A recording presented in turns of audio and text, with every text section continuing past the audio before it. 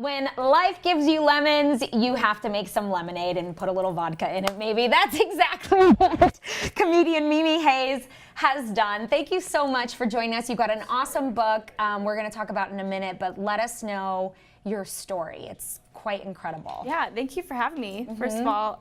So I was trying to be a teacher when I was 22, coming out of college, and quickly, 5 days in, I had a brain hemorrhage, probably because the line of work I was in, Right. and those kids did it. they really. But I went back home for a while, was on bed rest, and over that period of time, I lost a lot of mobility in half my body. I was seeing double, and during this time, a friend had suggested I should write a book about it, and I said, okay.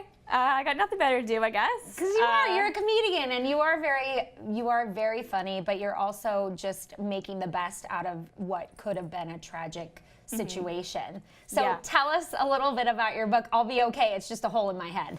Yeah, so this kind of starts like at the diagnosis, like right out of the MRI scanner, and follows my journey through healing, through hospitals, all the crazy people I met, the recovery process, getting back to normal, getting back to the classroom.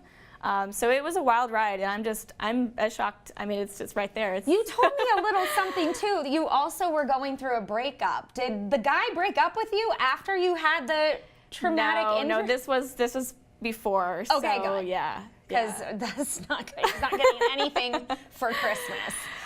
Okay, so actually 50,000 people visit the ER in Arizona for a traumatic brain injury each year. That is a lot. Yeah, yeah. So this is really your cause. Yeah, it's definitely something that I care a lot about because a lot of young people have head injuries, and we don't know anyone else who has head injuries. We don't know that that's a thing, first of all. Yeah. You know, strokes seem like a word for someone who's older. So knowing that there's other people out there who have head injuries, who want to connect, who want to feel better and heal, is a really big deal. So there's actually a movement going on, and it's called Unmasking Brain Injury. Tell us a little bit about your mask.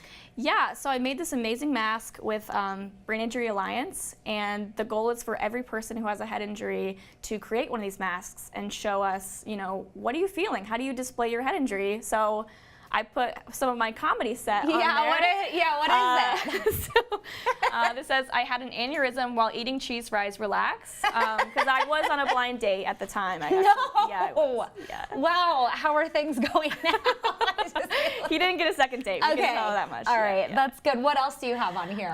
So a lot of this is about trying to kind of break through and see if, you know, no scenes at a Grey's Anatomy for this gal. You know, I play with it and say like, oh, it's not as dramatic as it sounds, like, you know, nothing crazy, but I did have an aneurysm while eating cheese fries on a blind date. Oh my goodness. Well, you win. If you would like some free resources and you want more information on unmasking brain injury, you can go to biaaz.org,